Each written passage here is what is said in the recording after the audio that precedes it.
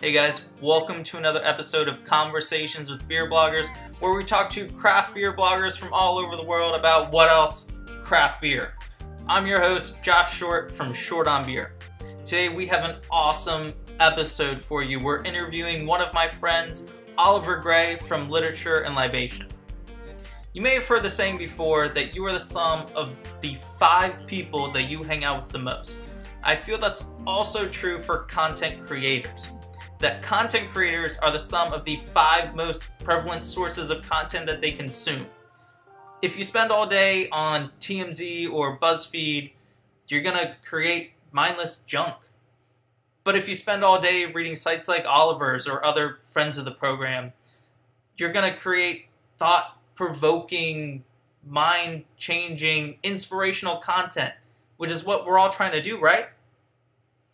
So I hope after this interview, Oliver will be one of your 5 sources of content as well. Okay, let's go hang out with Oliver. Oliver, thank you for joining Conversations with Beer Bloggers. Josh, great to be here. Thanks for having me, man. So tell us what your blog is and what you write about. My blog is Literature and Libation, which is officially a beer blog, but kind of transcends that sometimes.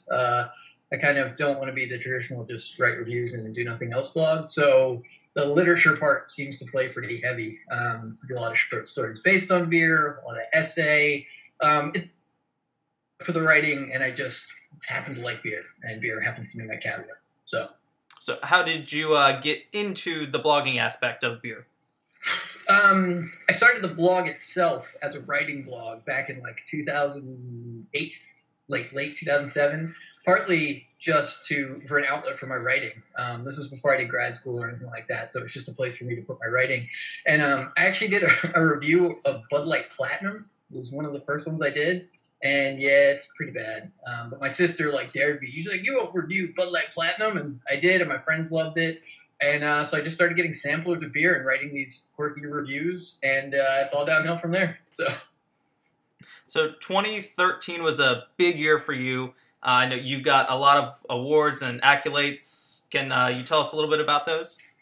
Yeah, it was like late 2012, and I saw a tweet from, I think it was Stan Hieronymus, the author, a beer author, and he was saying that the National Guild of Beer Writers was taking, North American Guild of Beer Writers for their contest, their writing contest, and I just was like, well, it's stuff I've already written. Why not? So I just put together a PDF of some of my favorite pieces, and I had a piece that went viral last year, 10 types of craft beer drinkers, and I filled it out and sent it in, and I paid the little entry fee, and I didn't really think anything else of it. I mean, it was cool, but I didn't think I was going to win or anything.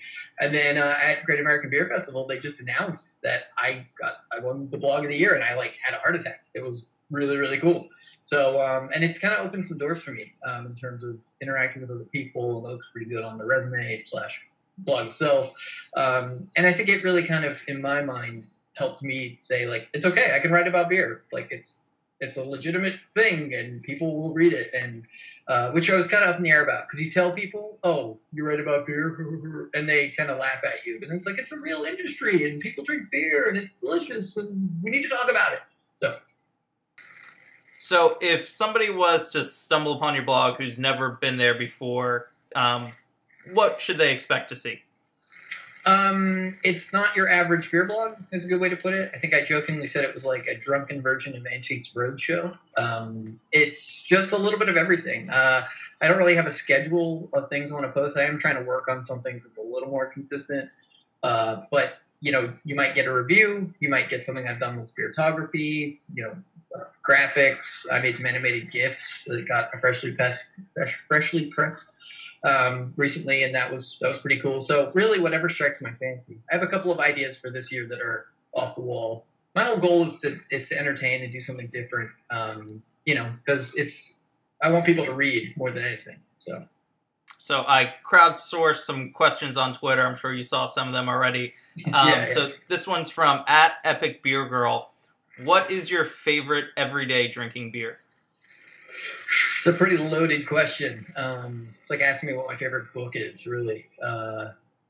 Right now, I really am into IPAs, big IPAs. I just homebrewed a Citra IPA. So I've been drinking a lot of Evolution Number 3, which is a local Maryland IPA from down in Salisbury. Always loose cannon from Heavy Seas. It's one of my favorites. It's always in my fridge. Right now I'm drinking a Snake Dog from Flying Dog. So the wintertime, if I'm not drinking stout, I'm drinking IPA.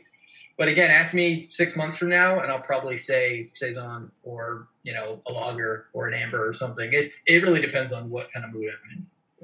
Now, Doug, who I interviewed, I think 2 episodes ago, he's at Be More Bistro and Beer. He asked, what's your favorite post on your blog? That's really tough. One of the first posts that got freshly pressed on my blog was I used Lego Men to describe how building a character is in a story is kind of complicated. And I seriously, like, every step took a different picture of the Lego Man with, like, a different head and a different arm. At one point, he was on fire. And I had a lot of fun with that post. And it was the first one that I got any kind of recognition for. And so I think there's a lot of great beer posts, too. And I really love everything I write. I think you have to like what you do. But that one with the Lego Man, it's called Craft and Draft Character Counts. It's out there somewhere. So. Now, speaking of photography, at Tap Dancer Blog, she asked, what is your photography background and what inspires your beertography? I don't really have a photography background. My dad took some pictures, had a dark, and we've always had cameras, like nice cameras. So I guess part of it's just whatever my natural eye for stuff is, and I just take a lot of pictures. Another at Brian D. Roth, who we all know, he was laughing at one tweet I did about I have an archive of beertographs, and it's true. I have a folder of stuff that I come home, and I'm sure my wife hates it, but I take pictures of everything. A lot of macro.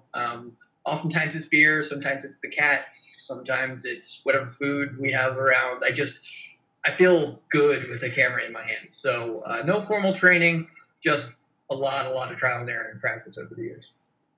And Jake at Hipster Brewfist, who I interviewed last time on Conversations with Beer Bloggers, he wants to know your stance on the American craft beer culture, because you have a little bit of a different background. Yeah, I wrote a post for the session. I think it was session 79, maybe later than that, but about, sorry, no accent. And so I had a British upbringing at home, and we drank pretty good beer at home.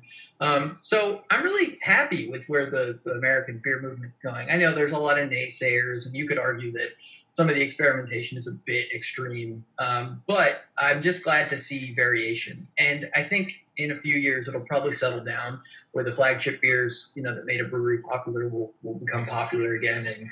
And but to me it's a good thing. I don't look at any other old world standard and say it should be like this, because America's not like anywhere else. And it's good that they have a unique beer culture, because if they didn't, it wouldn't be American. So. Right. So speaking of the session, you just hosted the 84th session. Can you tell us what the session is for those who might not know, and what your session was about? Yeah, sure. The session is once a month, every Friday, the first Friday of every month, I should say. Stan Hieronymus and Jay Brooks of Appalachian Beer and Brookston Beer Bulletin, respectively, just wanted to get the craft beer bloggers together and to write on one singular topic. I mean, we've done everything. We recently did one at Tasting Niche with Women on Beer. We did one. It's craft beer a bubble. So it's just one blogger host and gives a topic for everybody else to write about. I kind of went really left field with mine and told people to review a beer without reviewing it, which I'm sure either delighted a lot of people or completely confused a lot of people. And to be honest, that was my goal. So if I confused you and you didn't know what to do, I'm good. The whole idea was that we have a lot of people coming up with really good content, but we have a lot of the same content out there. A lot of people writing reviews or talking about the same things. And that's great. The more discussion, the better, and I love it. But my whole goal with this session was to get people to just try something different. And if they hated it, no big deal. You don't have to keep it up. But if they loved it, awesome. And I want to go on somebody's blog and see that they're really doing something way, and it is fun for them and is fresh and different and engaging. and focusing on their art more so than the beer itself, I guess, is what I wanted to do. Did it work? Jury's out on that. Well, it's good that you're making us in the beer blog world go out there and try something different. Kind of like Conversations with Beer Bloggers. I like to think it's a little different than what most people are doing. I mean, I know that some of the, especially the Twitter groups, like the main guys with Seacoast Bev Lab, and they're doing a bunch of really cool gatherings. But you're the first person I have seen who's doing, these one-on-one interviews, and it's great because it's really hard to put a face to a name. You get a little Twitter picture, and they're kind of blocking their face with a beard. You can't really see, and so you get a voice, but you don't get a face. And so these are really cool because video. It's the best thing to sitting next to somebody and having a beer. So I think you're doing a great thing here, Joe. Thank you. So what's in your beer fridge right now? I have a lot of homebrew. I still have some of my stout, my dry Irish stout left over, which needs to be drunk pretty soon. But I brewed up a Zombie Dust, 3 Floyd Zombie Dust clone, which had 9 ounces of Citra hops in it. Really good. Is really good, but I have a lot of it. So I should give you a bottle. Yes, please. And yours was a gift from another Conversations with Beer Blogger guy, right? Which one? Tom? Oh, Tom. Tom sent me some 3 Floyds and some Bourbon County brand stout, which, thank you, Tom. It was excellent. What else do I have in there? I have some Evo. My mom, who is often a beer mule for me in Virginia, she got me a bunch of stuff that I can't often find. Some Left Hand Nitro Milk Stout, which is phenomenal, and some regular non-nitro, which is pretty good too. What else? I might have some Dogfish Head piercing pills, which it's pretty good pilsner. Not what I expected it to be, but pretty good. So and just some randoms. I have some. What's left over? I think I have an Old Man from Southern Tier still in there that needs to get drunk, but. So a few bottles of some random stuff. Yeah, I think we all each have a couple like stashed in the back that we haven't gotten to, and we're just waiting for somebody to come over and drink, maybe, hopefully. I found a Shipyard Smash Pumpkin, the bomber, and I actually really like it. But it just was in the back of my fridge, and I pulled it out, and I was like, oh, I don't want another pumpkin beer. I've had so many freaking pumpkin beers, but I took one for the team, and I drank it anyway. And it was pretty good. Just a little late season for that. So. Cool. So last question for you. Where can people find you online? I'm pretty active on Twitter. That's at Oliver J. Gray, Gray. Obviously, my blog is literatureandlibation.com. I update once a week, sometimes twice. I'm hoping to get to more, but I've been pretty busy. At least once a week. I'm also on Facebook, Facebook/Oliver J. Gray, but I'm private. So if you want to friend me, you have to send me a friend request, which, go ahead. I'll almost certainly accept it if you aren't scary looking. And I'm also on Facebook with Literature and Libation, but it's admittedly just a clone. Like, it just auto posts because I don't have time to manage it. Cool. Oliver, it was great to meet you. Thank you so much for joining Conversations with Beer Bloggers. Hey, Josh, I had a great time, and thank you for doing this, and thank you for having me. Cheers. Cheers. Thank you so much for watching this episode of Conversations with Beer Bloggers. Today we met Oliver Gray from Literature and Libation. If you have any questions for Oliver or myself, please leave them below and we'll answer them for you. If you enjoyed this video, please give it a thumbs up if you're on YouTube, or like it if you're over at the website. And if you want to receive email notifications for new videos, you can subscribe to the YouTube channel or sign up at the bottom of the website page. Thank you so much for watching. I appreciate every view and every like and every comment that I receive. And it keeps me going, and I can't wait to provide you more and better interviews on Conversations with Beer Bloggers. So thank you again, and we'll see you next time.